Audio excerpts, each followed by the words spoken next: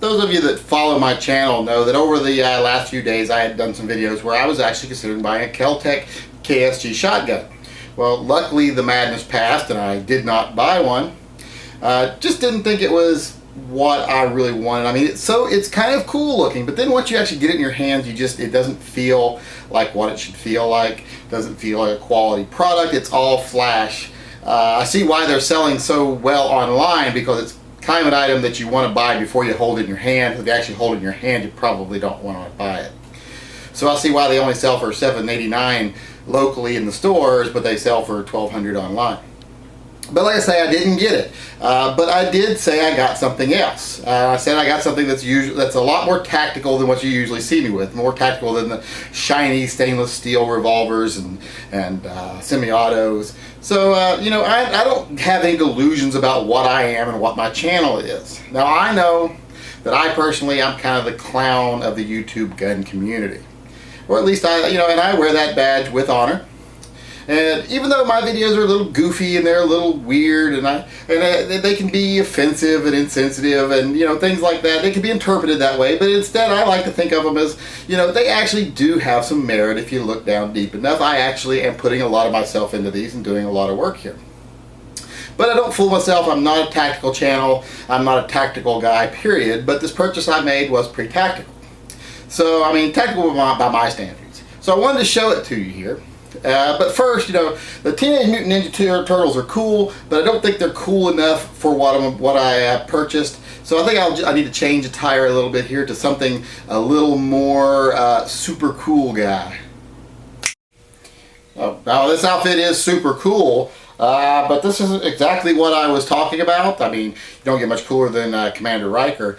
But like I say, this wasn't exactly what I was talking about. This doesn't quite have that mall ninja feel that I'm looking for. So I was thinking something a little more along the lines of something black and a little more down and dirty, if you know what I mean. Oh, okay, this is black, but this is not the type of down and dirty I was talking about. So let's give this one more shot here. Ah, now this is more like it. This is what I was thinking from the very beginning here. Now I look the part here. So what I was saying, I picked something else up. I didn't get the KSG shotgun. I picked up something similar, but not quite the same. And I will have to say that it was on the recommendation of some of the people that watch my channels.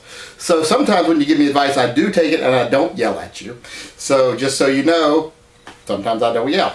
So what did I get? Well, I'll tell you what I got. When I was looking at the KSG, I saw this sitting on the shelf and I thought, well, several people recommended this, so I'll take a look at it. And that item is a Mossberg 930 SPX. Now, I was looking, like I say, at the Kel-Tec. I wasn't even thinking about a Mossberg, especially not this kind of gun. I would classify these almost as a riot gun. That's what it looked like to me when I first looked at it. But this is actually a very nice shotgun, and I think it's a much better shotgun than the KSG. For one, when you feel this gun is just so much better made than the Kel-Tec was. I mean, when you tap the metal, when you check the polymer parts, some of the polymer parts on the Kel-Tec that I was expecting on the ones in the store, I looked at 2 or 3 of them, and there were already places like where the seams were separated at the very ends of the polymer, just weren't very well made together. The seams were uneven. There was like glue coming through, just like where they bonded the process and they had little snaggles and everything. Just wasn't good. This gun is very well made, seems very well put together. Ghost ring front sights here, or ghost ring sights here, elevated front sight with a fiber optic in there. Oversized charging handle, and plus it's semi-auto. So this has 8 shots of semi-auto 12 gauge. The KSG, is 15. So you're looking at 8 versus 15. But with this, I can fire all 8. Even a lazy guy like me, that I'm not going to get tired of pumping here. I can just don't even have to do that. So with a KSG, you got to pump every shot. This just bam, bam, bam, bam, bam, bam, bam, bam, bam, and give me 8 shots that I know are going to fire. And not going to have to, you've heard of spray and pray with some guns. With the Kel-Tec shotgun, I was pretty much thinking it was going to be pump and pray. You pump and you pray, it's actually going to fire. So all in all, this was just a much better item. I mean, it's kind of tactical, kind of, I don't know what the word would be. It's just kind of not apropos for me. But the more I saw it, the more I liked it, and the more I handle it, the more I like it. Now, I'm not an expert on shotguns, but I like this gun. There's a certain feature to it. It has kind of like the same appeal that a Glock has.